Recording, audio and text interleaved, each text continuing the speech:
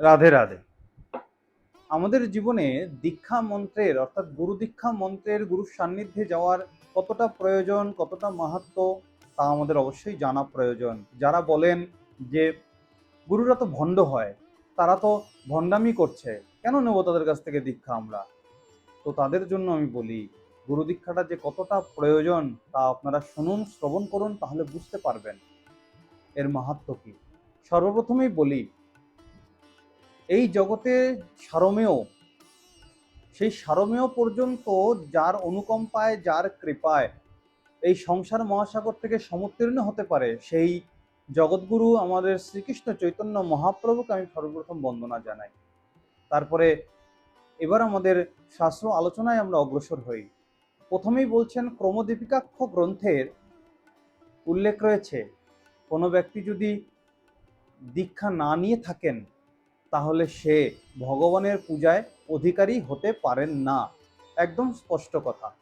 তারপরে আরো বলছেন, আগমে লিখিত আছে যে এই জগতের মধ্যে কোনো ব্রাহ্মণ যদি, অর্থাৎ যার উপনয়ন হয়নি সেই রকম ব্রাহ্মণ, সে যেমন বেদ অধ্যয়নে অধিকারী হয় না, বেদ অধ্যয়নে অধিকারী হয় না যতক্ষণ না পর্যন্ত সে নিজের উপনয়ন করছে, অর্থাৎ তার নিজের উপনয়ন হচ্ছে, ততক্ষণ পর্যন্ত সে অধ্যয়নে, বেদ অধ্যয়নে অধিকারী হয় না। তেমনি যে ব্যক্তি এই জগতে থেকে গুরুদীক্ষা প্রাপ্ত না করেছে, সে কখনোই ভগবানের অর্চনাদিতে অধিকারী হয় না, যতক্ষণ না পর্যন্ত সে নিজ আত্মাকে শিব সংস্তুত করে, অর্থাৎ দীক্ষিত করছে, ততক্ষণ পর্যন্ত সে পুজোয় অধিকারী হয় না।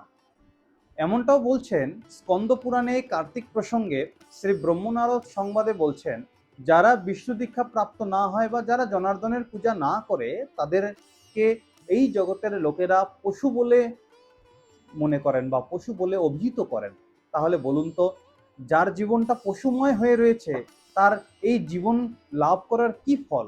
কোনো ফলই নেই।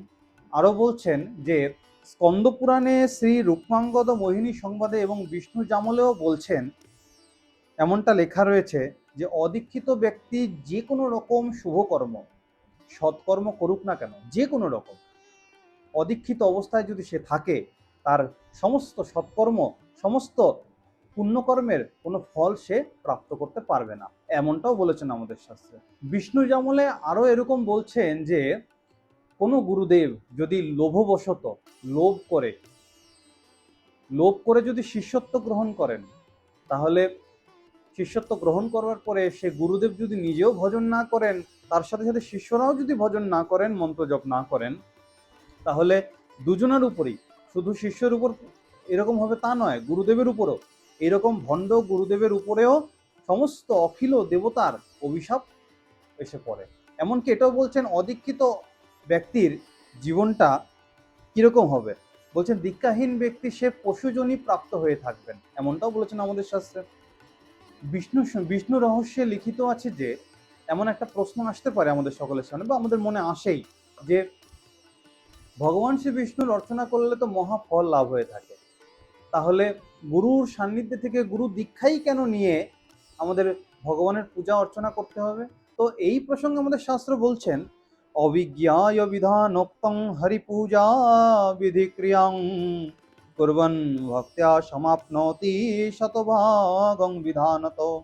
বলছেন শ্রী গুরুদেবের মুখ থেকে আমরা পূর্ব যত উপদেশ আমরা পেয়েছি বা উপদেশ আমরা গ্রহণ করেছি, হরিপূজা বিধির ক্রিয়া অনুষ্ঠান বিশেষ রূপে না জেনে, গুরুদেবের মুখ থেকে যদি, গুরুদেবের শ্রীমুখ থেকে যদি আমরা সমস্ত উপদেশগুলি ঠিকমতো না শ্রবণ করি, কিভাবে আমাদের পুজো অর্চনা করা উচিত, না করা উচিত, বা আমরা দীক্ষা নেইনি, তবুও যদি না জেনে ভক্তিপূর্বক, ঠিক আছে আমাদের মনে ভক্তি রয়েছে, আমরা ভক্তিপূর্বক ভগবানের অর্চনা করলাম, এদিকে বিধিবুদ্ধি কিচ্ছু জানি না, দীক্ষাও নেইনি ঠিক মতো, তো বলছেন পূজার যে একটা ফল, সেই ফল 100 ভাগের মধ্যে 1 ভাগও আপনি ঠিকমতো প্রাপ্ত করতে পারবেন না, এমনটাও বলছেন আমাদের শাস্ত্রে। এরপরে এই দীক্ষার যে কি মাহাত্ম্য আমাদের জীবনে, তার জন্য বলছেন, বিষ্ণু জামলে লিখিত আছে যে দিব্যজ্ঞান প্রদান করে এবং পাতক রাশির বিনাশ করে দেয়, এই জন্য তত্ত্বকবিদ গুরুজনেরা এই যে বিষয়টাকে এর নাম দীক্ষা দিয়েছেন। দীক্ষা কেন হলো, কিভাবে হলো, এটা হচ্ছে তার কারণ। দীক্ষা নামটা এইভাবে পড়েছে। এইবার বলছেন, এই হেতু শ্রী গুরুকে এইরূপ প্রণতি করে তাহাকে নিজের সর্বস্বটা নিবেদন করে তিনার চরণে নিজেকে সম্পূর্ণ আত্মসমর্পণ করে যথা বিধান অনুযায়ী দীক্ষায় বৈষ্ণব মন্ত্র অবশ্যই গ্রহণ করবে। আমাদের শাস্ত্রে অর্থাৎ স্কন্দ পুরাণে সেই ব্রহ্মনারদ সংবাদে বলছেন, যে ব্যক্তি যারা সর্বদুঃখ হারিনি হরিদীক্ষা লাভ করেছেন, ভূমণ্ডলে এই সকল পুরুষই তপস্বী, তারাই কর্মনিষ্ঠ এবং তারাই সর্বশ্রেষ্ঠ, এমনটাই বলেছেন। তাই আশা করি বোঝা গেল গুরু দীক্ষা, গুরু সান্নিধ্যে যাওয়া আমাদের কতটা প্রয়োজন, কেন প্রয়োজন। আশা করি বিষয়টা বুঝতে পারবেন। যারা বলেন আমরা দীক্ষা নেব না, দীক্ষা নিয়ে কি হবে, তাদের জন্য এই প্রসঙ্গটি। তা আপনারা এখন চিন্তা করে দেখবেন গুরু দীক্ষা আমাদের কেন নেওয়া প্রয়োজন। আশা করি বোঝা গেল সবটাই। বিষয়টা যদি আপনাদের কাছে ইনফরমেটিভ মনে হয়, বিষয়টা যদি জানকারি মনে হয়, সকলের সঙ্গে শেয়ার করবেন, নিজে শিখবেন, সকলকে শিখতে সাহায্য করবেন। রাধে রাধে।